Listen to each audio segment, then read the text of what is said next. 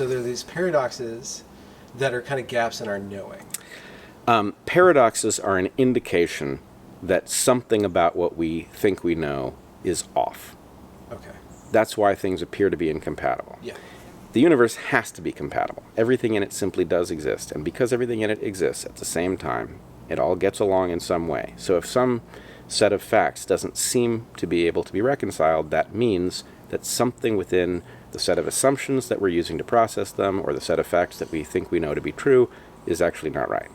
When something tells you that there is a missing piece of knowledge, most people's reaction to that is, darn, I wish we weren't missing knowledge. Yeah. But the right reaction, if you want to discover new things, is, well, here's one that we can detect is missing. We don't know what it is, but if we can figure out what it is, who knows what might flow from it. The fact that we get headaches tell us that something is being reported to our brain, but there's no reason that anything should be reported that doesn't change your course of action in some way that would have benefited an ancestor. So it is mysterious why we would have a kind of pain that not only doesn't inform us of something useful to do, but it debilitates us. Right? A headache will take you out. You might have something that you could do that you can't do because you can't do it while you got a headache. So that's hobbling. That's obviously bad for you from the point of view of accomplishing whatever it is that you're built to do. So why would a system have no useful output? Yeah. When you have a headache, you don't know what you're supposed to do about it, but nonetheless debilitate us. That's a paradoxical thing. And so my contention is that, in fact, there is a utility to the information that we get from headaches, and that it's a bit lost in the modern environment. So let me go through an example where pain works in a normal fashion so people can see what we're trying to map. Imagine the iconic situation where you've touched something that's too hot on the stove, and you feel pain, and it causes you to withdraw your hand. By withdrawing your hand, you limit the amount of damage that you do to the tissue of your hand. So the pain had a value in that it reduced the amount of burning. The pain has a secondary value in the sense that if you didn't pull your hand away in time and you have actually burned some tissue, the pain will get you to protect that tissue so it has a chance to heal.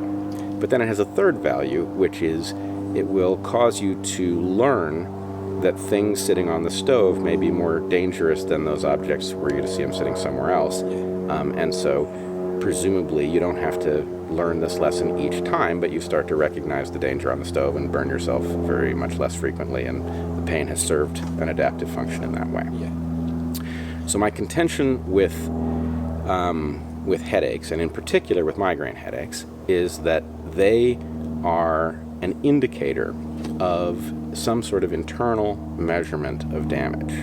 So imagine, for example, that an ancestor, maybe a hunter-gatherer that was part of a migrant band, moved at some point in the year to a particular water hole.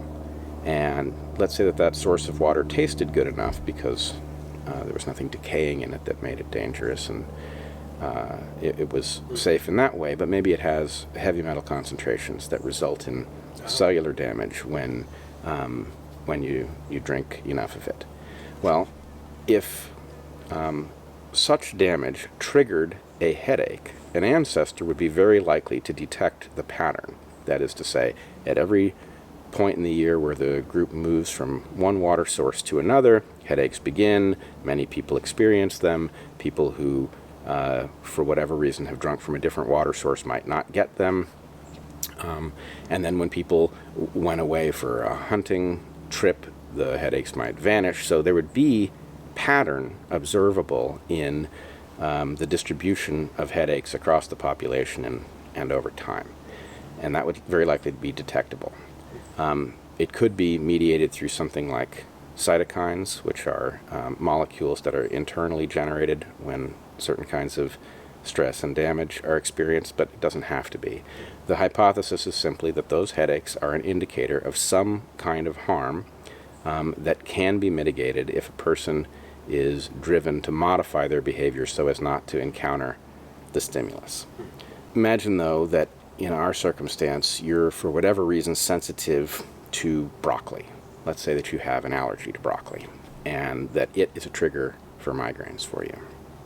Well, you might not detect that because in our circumstance, even though broccoli grows, in the spring, broccoli is available year-round because the supermarket sources it from other places and makes sure that you have it available for cooking. And so what that means is that the patterns that would be detectable to an ancestor get lost in our circumstance in the noise, and there's no mechanism for seeing them in general. So if one wants to detect these patterns, you have to go through a very deliberate process of keeping track of which foods you've eaten on each day, and then keeping track of when you have headaches, and then seeing where there's overlap between those two. But that's really a feature of the complexity of modern life more than anything else.